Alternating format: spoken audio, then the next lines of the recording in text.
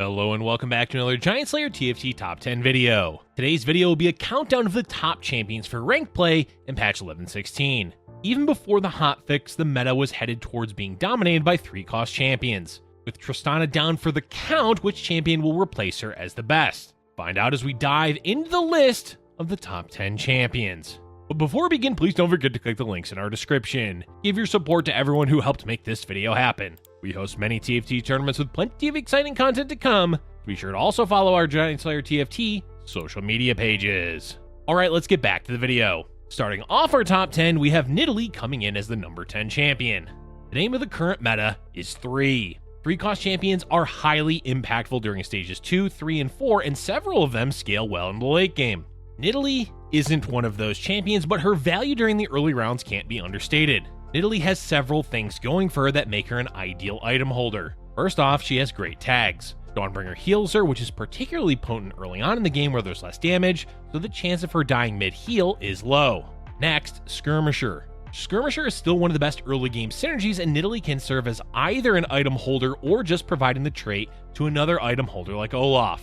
The best part about Nidalee is her ability. The damage isn't all that important, but the mobility of jumping and gaining dodge is what makes Nidalee so unique. There's a lot of emphasis on auto-attack focused early game carries, and Nidalee gains an inherent advantage over all of them thanks to having a whopping 45% dodge chance. That's such a high amount of dodge that with good RNG, she can win the round by herself. But as we said, all of the positives that make Nidalee do so well in the early game don't really factor into the late game. Dodge is great with a low number of champions on the board, but once there's 8 or more plus ability damage, Nidalee won't survive nearly as long. Because of that limited late game scaling, we're giving her a respectable 10th place on the list. Next up, coming in at number 9, is Nunu. Nunu returns once again in another top 10. There's few other low-cost frontline champions that will do as much as Nunu can. Not only is he hard to kill thanks to being a brawler, but being a brawler also improves his ability. That ability then goes on to basically one-shot whatever champion is in front of Nunu. With proper positioning, that can be devastating at any stage of the game, but especially early on when there's a low number of champions on the board. On top of all of that is Abomination, a synergy that is still doing well in the meta. It may not be a guaranteed win streak as it was previously, but if you hit it early enough, Nunu can definitely win you plenty of rounds. All in all, if you're unsure which frontline champions are worth running early on in the game, you can always bet on Nunu to do well. Moving along, we have our first non-3-cost champion coming in at number 8, Jax. Jax has quietly become one of the better 4-cost carries in the meta. Lucian? Nerfed. Not unplayable, but far less prevalent than he was before. Aphelios? Not a bad carry, but has quite a few requirements to do well. Vel'Koz is doing well enough, and Karma, well, Karma's barely even worth mentioning. With the 4-cost meta being a bit abysmal, Jax is a shining star of consistency. That's not to say he doesn't have issues, but as far as the carry goes, he does well enough into stages 4 and 5. As long as you have a few solid items to give him like Bloodthirster and Last Whisper, he will carry. And unlike in previous metas, you don't need 6 skirmishers to run Jax. Revenant, Ironclad, Mystic, Knights, there's a lot of variations that you can play since all you need is Jax and 2 other skirmishers. Jax is also a great secondary damage dealer since you can run him with Ironclad. No, he won't be as effective because the items will likely be leftovers, but he'll at least provide extra damage while being an Ironclad to pair alongside Rell and Nautilus. But at the end of the day, when we reach the late game, Jax will struggle like he always has. Scaling is the issue unless you get quite lucky and high roll a Jax 3. Even though he won't scale well, you can still top 4 with Jax carry, just don't expect to get second or first without just a bit of luck. As far as running him in the mid game, Jax is up there with the best of the current meta. Back to 3-cost, this time with Nocturne coming in as number 7. Somehow the mini rework they did to Nocturne where they added bonus damage to his spin and gave his damage AP scaling was enough to boost him to be a consistent carry. Prior to this patch, Nocturne wasn't terrible by any means, but he wasn't the pinnacle of consistency. Now you can usually place in the top 4 if you're running a proper Nocturne carry composition with Assassin. To do so, you need at least Last Whisper, multiple Revenant champions, and 4 Assassin. From there, the goal is to 3-star Nocturne and add in 5-cost champions like Volibear, Viego, and Gwen. Overall, quite simple. That simplicity helps out a lot, especially in a meta favoring 3-cost champions, meaning you're likely to roll into Nocturne 3 more often than not. The main downside to Nocturne is his reliance on items and a lack of scaling into the late game if you're unable to secure an Assassin emblem. Against other 3-star carries, he can struggle to do enough, especially if players are positioning well against him. Even with that being the case, he's still one of the best 3-cost carries. Up next, we have Akshan coming in at number 6. Akshan is the inevitable endpoint for a lot of AD compositions. Specifically, we're talking about Aphelios since they're both rangers, but really any AD board eventually wants to add in Akshan when possible.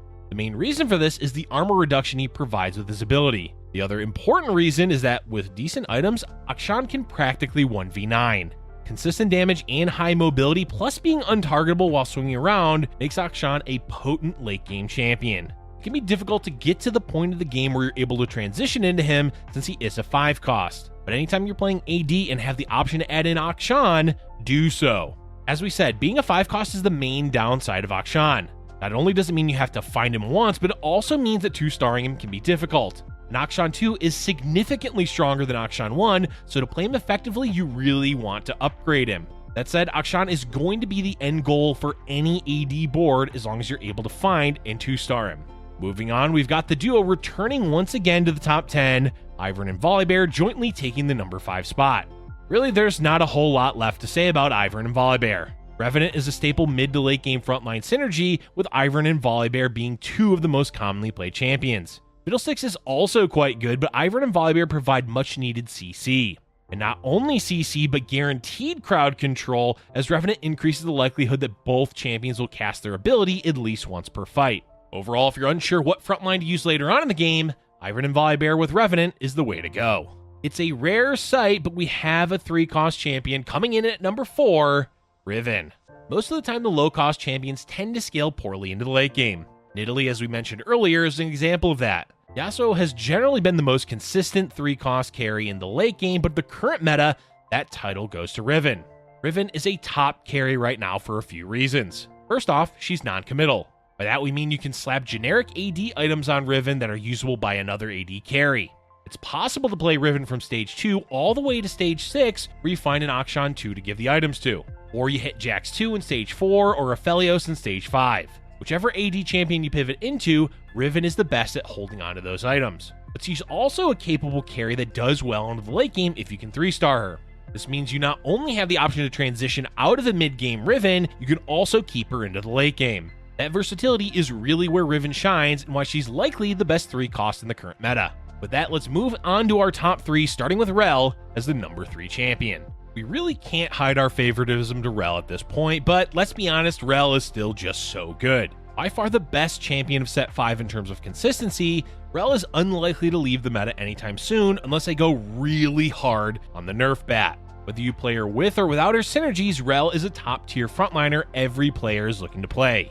Cavalier is a nice little boost in defense, but Ironclad is the real cherry on top, especially with the meta shifting towards AD boards again. Redeem can be hit or miss, but even there, Rell's an essential component to the success of that trait. Bottom line is, Rell's amazing. We could talk about Rell for a lot longer, but let's move on to the number 2 champion on the list, Diana. Diana may be the most improved champion of the mid set. That's not to say she was bad before that, as Diana has always been one of the better champions of set 5. But losing Dragon Slayer ended up being a blessing in disguise, as they were forced to buff Diana.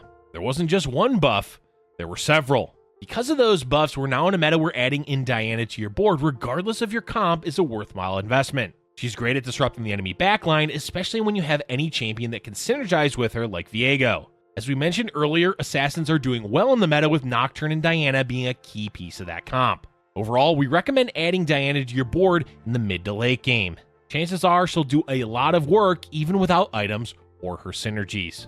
Now we can talk about the number 1 champion of patch 11.16, Heimerdinger. Let's be real for a moment. If Tristana didn't receive a hotfix nerf, she would have likely been the number 1 champion. But that's not the world we live in. We live in the one where Tristana, along with other parts of the Hellion composition, were nerfed. Because of that, all eyes are back on one late game champion, Heimerdinger. Of course, that's not to say that Heimerdinger is the end-all be-all of the late game, though he has been in the past. The great thing about the current meta is that there's a variety of playable champions and comps. Heimerdinger does represent the best of the late game, but he's not the only option. Still, if you're able to find Heimerdinger and have items for him, you'll almost always be better off pivoting towards him as the carry.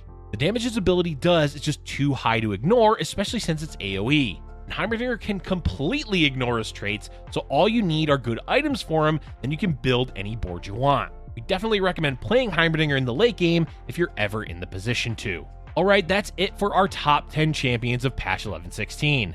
Before we go, we've got a few honorable mentions to talk about. The first honorable mention is Yasuo. We mentioned him briefly, but Yasuo deserves recognition as his ability still packs quite the true damage punch. Why he was left off of our top 10 list is due to the amount of other 3 costs in the meta that tend to outshine him. This is mainly due to the specific items that Yasuo needs, making him less ideal to play as a mid-game item holder. If you're committing items to Yasuo, that means you're likely going to have to play him. That's not inherently bad, but it does limit your options, meaning other 3-cost item holders have more value in the meta.